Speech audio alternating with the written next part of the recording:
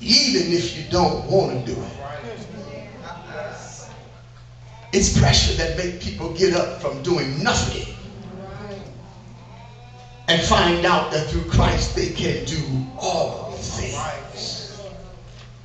If some people were never under pressure, they would never succeed. Because comfort is the thing that allures us to sleep. Let me just test the waters real quick. What do you want to do immediately after you eat?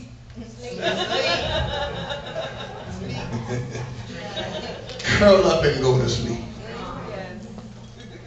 And so now pressure is good because it drives us to produce the God-given purposes that he put on the inside of us. It is said that to make no forward progress is to digress backward 2 spaces while standing still. People of God, brothers and sisters, I want to tell you this morning that you really don't have a choice in life. You got to make a move if you expect things to work together for your good. It doesn't just happen because you exist. You're going to have to do something about your life, or your life will be rendered meaningless. To the excuses crowd, the people who are gifted in excuses. Found y'all, huh? There is no legitimate excuse for not moving forward in life. Any excuse you try to bring forth is inadmissible in the laws of faith. You're going to have to move in faith. You're going to have to trust God to do what he said he's going to do through you. You got to move by virtue of believing and pleasing God according to Hebrews 6:11-6. Being stuck in one place all of your life robs you of your purpose of life and robs other people from the opportunity of seeing you flourish and flow in your gift. When I see you in your gift, it inspires me to succeed. It motivates me to make it. So the message of your life then teaches other people that if you can make it, then I can make it. And that's why we got to see people succeed. We need to see people make it. We need to know somebody who started a business so we can start a business. I need to hear somebody testify about being debt free so I can know that I can be debt free. I need to know somebody who knows somebody that knows somebody who can do anything with anybody who will trust him on today. And so I need to know that you're stirred up so I can get stirred up. And when you stir up your gift, something will get on me. And when I'm stirred, something gets on you. And when you're stirred, everybody gets stirred. But you got to get around people that's going somewhere and moving in your God. Amen. Look at somebody, tell them, I guess I got to go.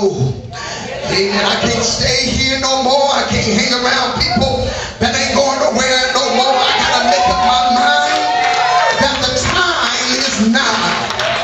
Amen. When we consider the phrase, go for it, it suggests stepping out on nothing in faith to get something by faith that right now doesn't exist. But when I move in faith, it will be there when I get there by faith. I know that's a lot, but a whole lot of us that are stepping out by faith, moving towards something in faith that does not exist right now, will be there when we get there by faith. I think I better tell you again, if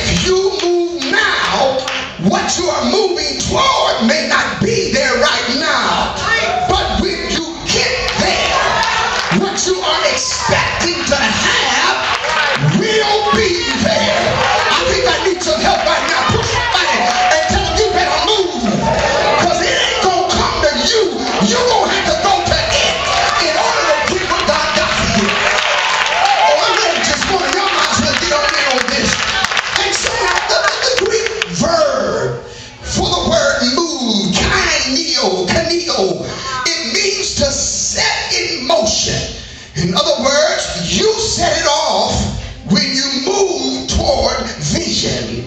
You ignite the possibilities of a way being made when you move in faith for the thing that you are believing for. So it means that the deal is dead until you move. Now I need some help. Touch somebody, tell them, neighbor, I believe that God has promised you a whole lot of stuff, but tell them the deal is dead until you move. You ain't getting ready to get nothing from God that you don't have faith for, that you don't get up and move in.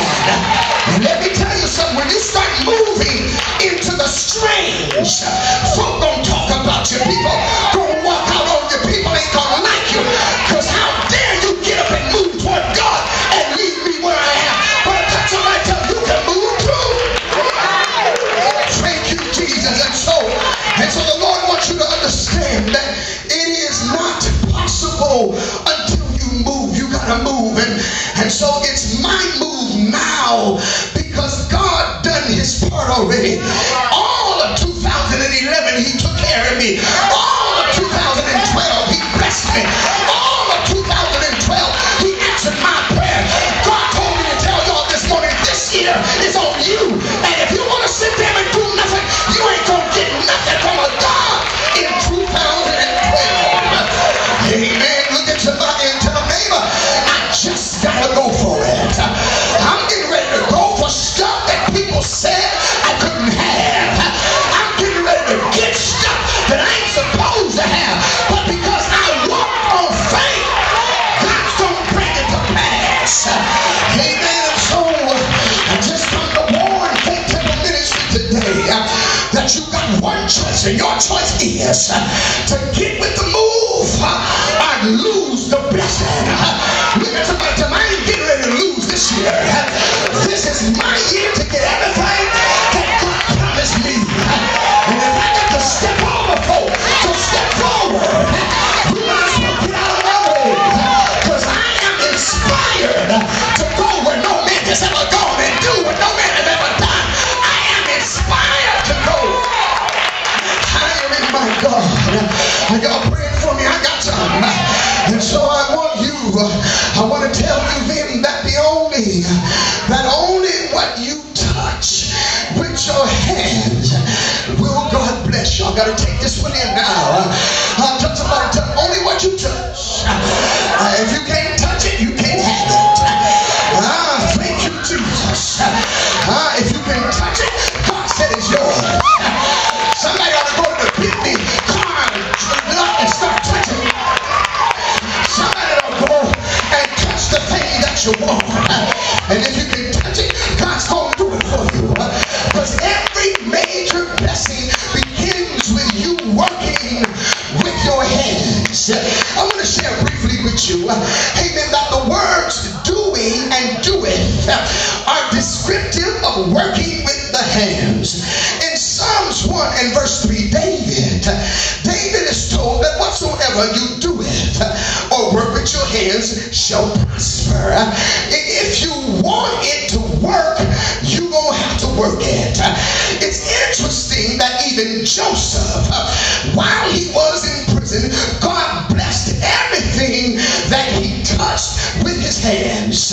In Genesis 39 verses 2 through 4, it states, and the Lord was with Joseph, and he was a prosperous man, and he was in the house of his master the Egyptian, and his master saw, somebody holler, you better recognize, his master saw that the Lord was with him, and that the Lord made all that he did, amen, to prosper where in his hands. And Joseph found grace in the sight of the Lord. And he served him, and he made him overseer over his house, and all that he had, he put it where?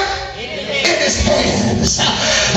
Look at somebody and tell him, everything that I asked God for is already in my hands. Y'all ain't hearing me today. Amen. And so somebody got to just take a look at your hands. Do me a favor, take a look at your hands and say, I just got to go for it. I will work my stuff. I will not die until I finish my course. I shall not die with vision and dreams in my belly.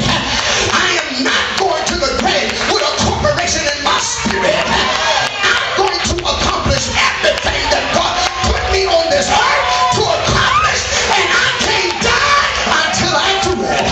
Shake somebody here and tell them, I got a business to build. I got a family to build. I got a legacy to build. I got a work to do. I got a calling from the Lord, and I can't do nothing until I do what God called me to do. I dare somebody to stand up and shout, I just gotta go for it. I may not have no money. I may not have a degree. I may not be the smartest person. But if God called me to do it, I'm getting ready to do it. If God called me to do it, I'm getting ready to accomplish what God said I can accomplish. I'm getting up from the couch. I'm crawling out of the bed of do nothing. And I'm declaring today that I can do all things through Christ that strengthens me. Somebody jump up and holler, it's my time to do what I've been dreaming about. Shake about 2-3 hands and tell them, do the dream, do the dream. Tell them your life is getting ready, amen, to bring you to a closed door. You better get up now. You can't be waiting on tomorrow. What you got to do, you got to do it now. The Bible talks about Elisha, whom the Lord fed 3 times a day by a raven. Set him by the brook Cherith, and fed him 3 times a day by a ravenous bird. Look at somebody, tell them God is awesome.